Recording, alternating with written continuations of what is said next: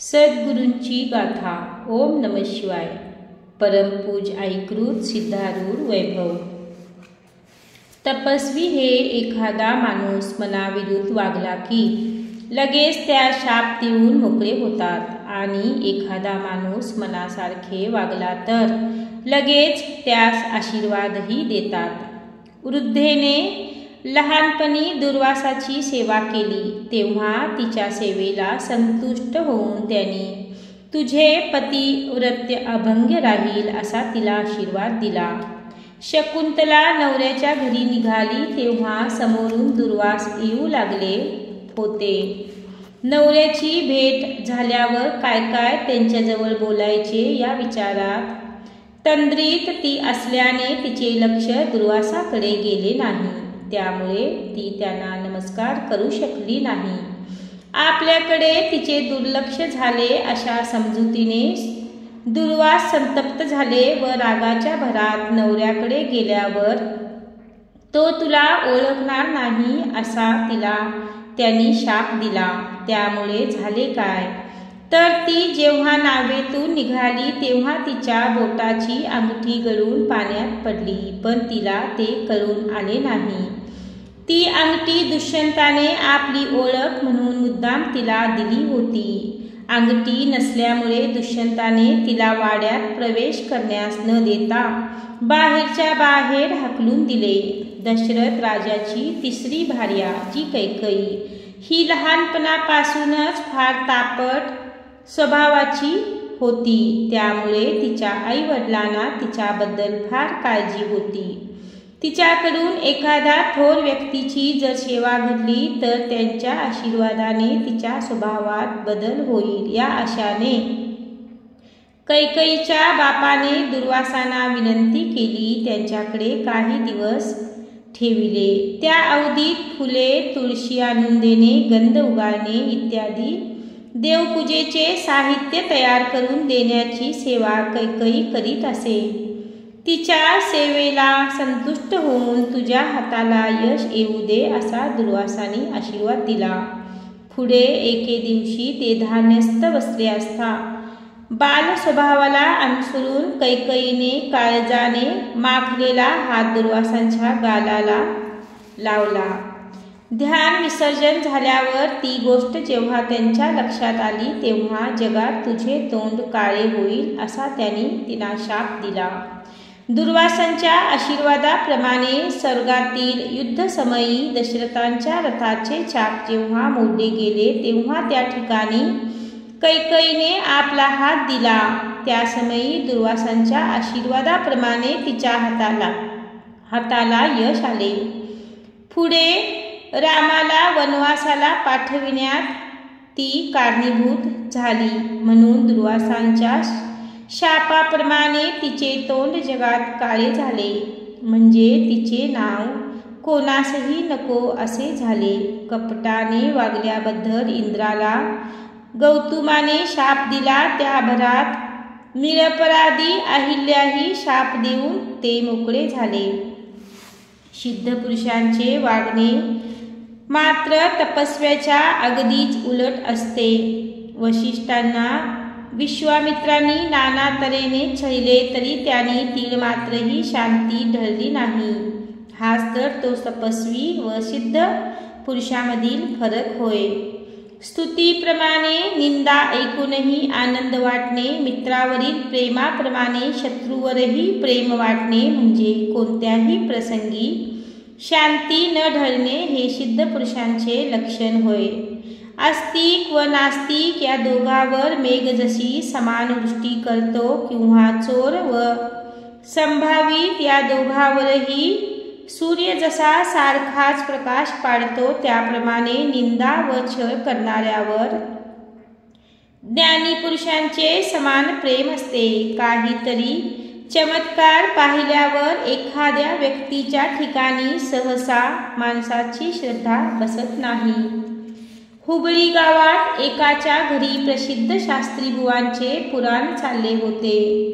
हॉलमध्ये श्रोते मंडळी भरगच्च जमली होती आणि अंगणात एका बाजूला अजून बाहू एक व्यक्ती उभी होती. तिच्या कपाळाला भस्म झळकत होते.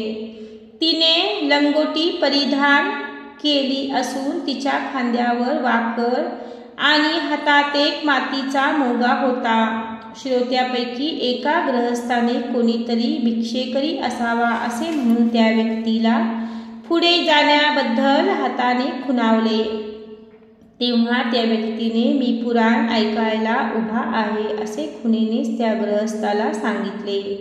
पुराण ऐन रंगात आले. इतक्यात अंगणात उभ्या असलेल्या व्यक्तीने पुढे जाऊन शास्त्रीबुवांच्या समोर हात जोडले आणि तुम्ही 5 मिनिटे मला परवानगी द्या, म्हणजे आता तुम्ही विवरण करता करता राहून गेलेल्या श्लोकाचा अर्थ मी सांगणार आहे असे म्हणून त्या व्यक्तीने उभ्या उभ्याच भाषणास सुरुवात केली.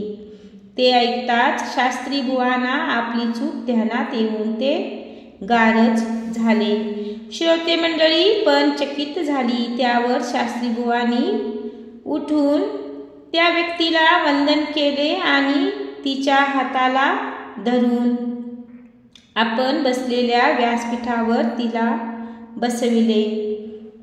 त्यानंतर श्रोते मंडळींनी त्या व्यक्तीपुढे श्रवणानंद व्यक्त केला आणि रोज सकाळी काही दिवस आपण या ठिकाणी येऊन आम्हाला बोधामृत पान करवावे अशा विनंती केली. ती व्यक्ती म्हणजे कोण होती म्हणाल तर सिद्धारूढ महाराज. मंडळीच्या इच्छेप्रमाणे दुसऱ्या दिवसापासून सिद्धारूढ महाराज तेथे जाऊन सुबोधकथन करू लागले. एरवी आत्मानंदात निमग्न होऊन ते डुंगेरी कट्ट्यावर बसत असत.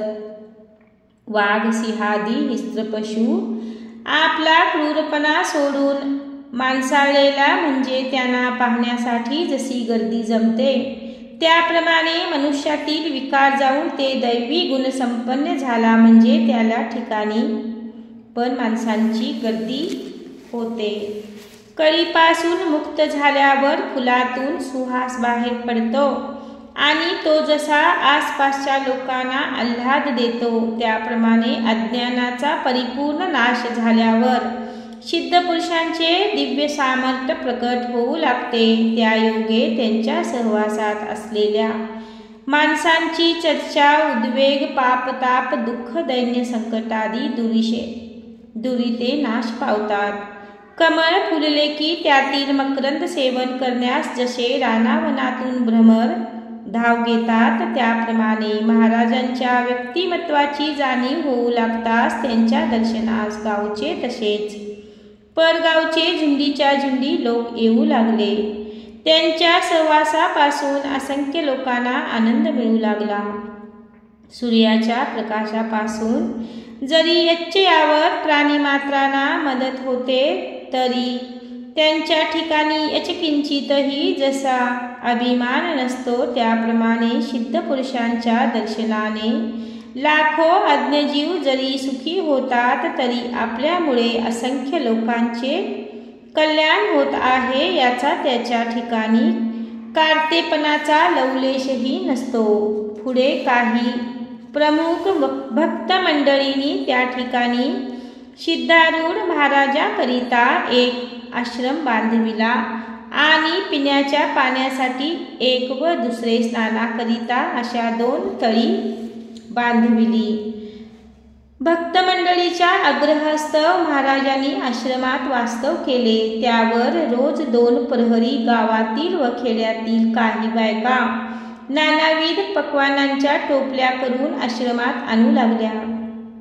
ते सर्व अन्न एकत्र करून महाराज स्वहस्ताने त्यावेळी तेथे हजर असलेल्या लोकांना देत व आपण सेवन करीत असत. काही दिवसानंतर तेथे धर्मशाळा, भोजनशाळा, पाठशाळा बांधण्यात आल्या. त्या ठिकाणी मोठमोठ्या चुली, मोठमोठी भांडी पण ठेवण्यात आली.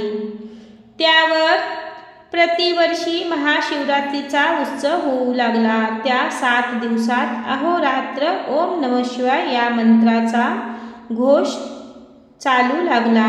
पहिल्या प्रहरी महाराजांची काकड आरती करीत 2 प्रहरी संतर्पण होई. 3ऱ्या प्रहरी भक्त मंडळीचे गायन, वादन, कीर्तन, प्रवचन होई. चौथ्या प्रहरी काही अधिकारी मंडळी महाराजांच्या सान्निध्यात बसून आत्मचर्चा करी. श्री